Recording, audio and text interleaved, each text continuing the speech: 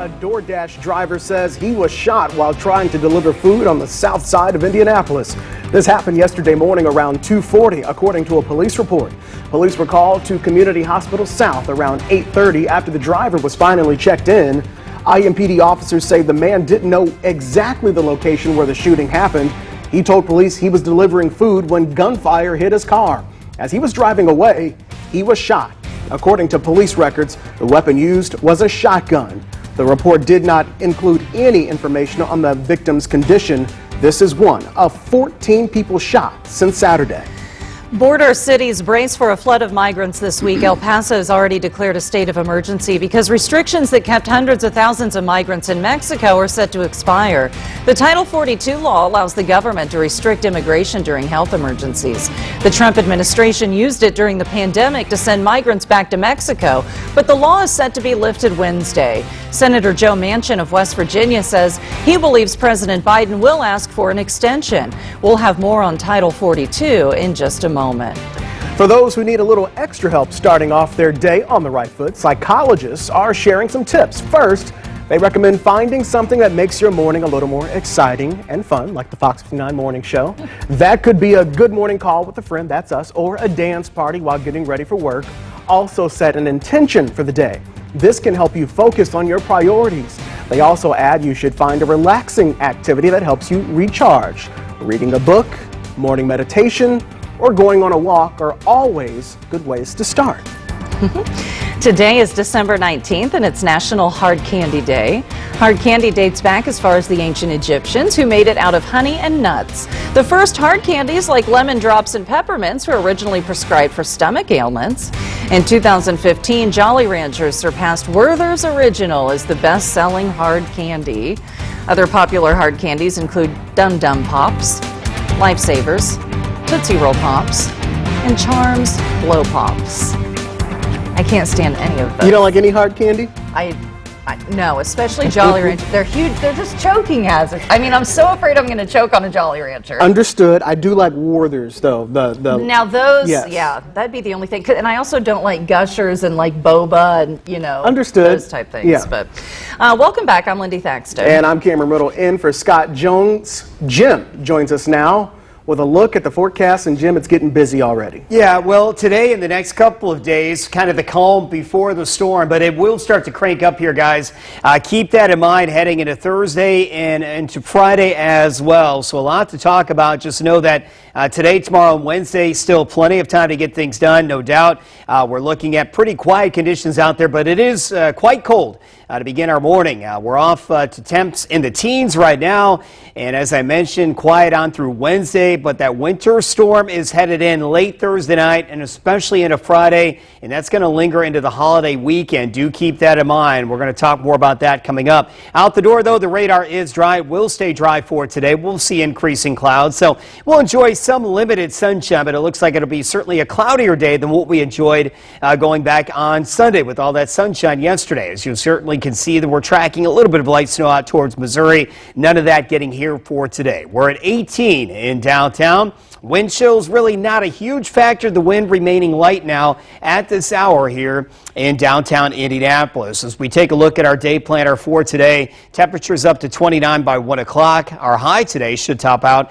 at 35. Now, we're going to have much more on what's headed our way Thursday into Friday and Friday into that holiday weekend coming up. Let's talk traffic out the door right now as we'll show you the latest here on 465. All green, looking pretty good at this time. There is one issue, though, that just popped up.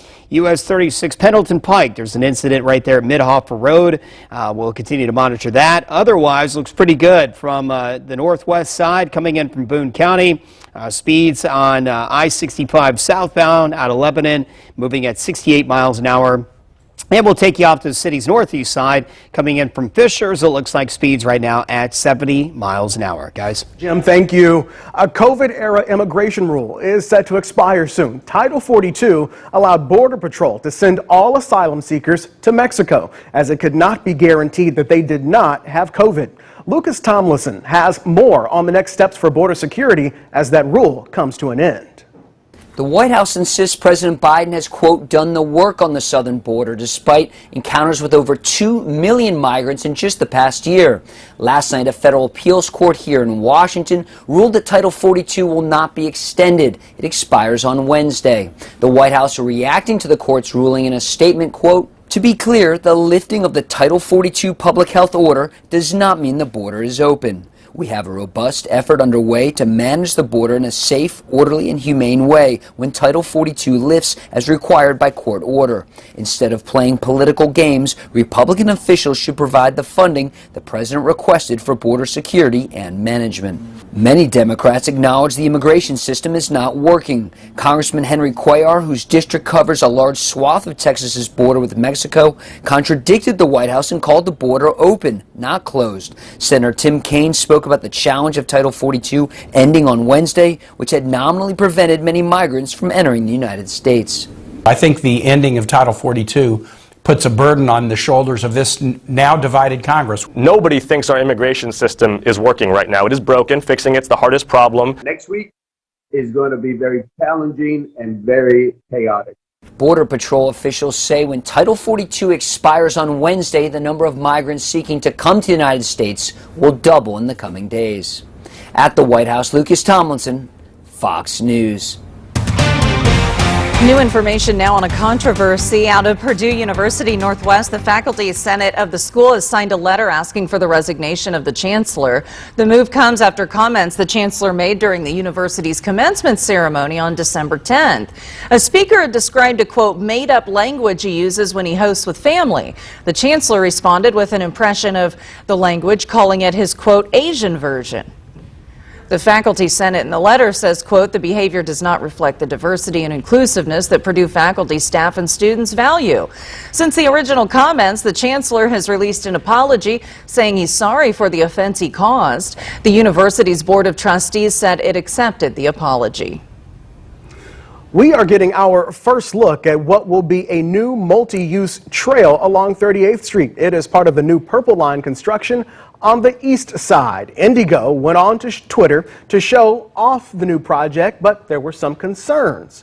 People seeing the picture were worried that there wasn't anything separating the path from the road. Indigo corrected that, showing off a 6-inch curb between the road and the trail. A spokesperson says there will also be a 2-foot grass buffer in other places to put even more space between pedestrians and drivers. Indigo says it is confident when this trail opens, it will be safe for both pedestrians and bicyclists. At this point, we have done all our due diligence. We've had engineers, safety experts that have worked on the design of this path, and so we're confident in the design and that it is safe for pedestrians and bicyclists. Indigo says Purple Line construction is on schedule despite supply chain problems seen across the country. The project is set to finish in early 2024. Well, cars can now drive along Broad Ripple Avenue again. Keep in mind, it is only for a temporary reprieve during these winter months. Construction will start up again this spring. It's all part of the same ongoing project to help improve drainage and sidewalks along the avenue. Christmas might be a lot pricier this year. A report finds your meal during the holidays is going to cost you more. Data company Data Assembly says Christmas meals are up by 16.4%, double from last year. Data Assembly compared 4 major grocery retailers and 13 common Christmas products to the prices back in 2021, and this report found biscuits had the highest cost rise, leaping almost 48%. Turkeys have the least increase. The average grocery basket of items will cost an average of $60.29. Americans say it is much harder to afford holiday gifts this year. According to a poll by the Associated Press, almost 70% of people who responded say they have noticed a recent increase in gift prices. 57% say it is more difficult this year to afford the gifts they plan to buy. That compares to 40% from last year. Many plan to cut back on giving due to higher prices. Prices are 7.1% higher than last year despite a recent slowdown in inflation. If you're struggling to find a gift, waiting a little longer to buy holiday gifts might save you money. Retailers are dealing with too much inventory this holiday season and are trying to get rid of items before the start of the new year. According to a retail industry expert, shoppers will find the best bargains in the last week before Christmas and then right after Christmas. They say some seasonal items like holiday decor, cosmetic gift sets, holiday perfume, and toys could see discounts as much as 90% off. FOX59 is looking for the best Christmas displays around central Indiana. We've already had a lot of great submissions. Take a look at this one. These pictures come from Melanie Thorson, who's kept the Christmas theme with the classic red and green LED lights, it looks like there. They're capped off with a T-Rex Santa Claus. Looking good there, Lindy. A reminder, we are still looking for more great displays. You can head to our website right now, fill out a form. That'll let us know which pictures of yours to add, and then we can put them on a map and show the best displays in our area. Yeah, I remember being a kid driving through, and looking at houses. That's all I do when I look on the way in the morning. I always look at everybody's houses at 3 a.m. and I'm like, stop slowing down in front of people's houses. Well, if people have their lights on in their house, you can see right in at night. Yeah. Yes, which is also a little weird, like keep driving. Still to come this morning, the Colts give up 36 points in the second half, alone to the Vikings to send the game into overtime on Saturday. A successful field goal was all it took for the Vikings to be victorious. Next, the reactions from interim head coach Jeff Saturday and QB Matt Ryan after their fourth straight loss. Plus, Lionel Messi and the team in Argentina win their first World Cup since 1986. The nail-biting finish to this year's World Cup final. The Traffic Authority, powered by Tom Wood Automotive.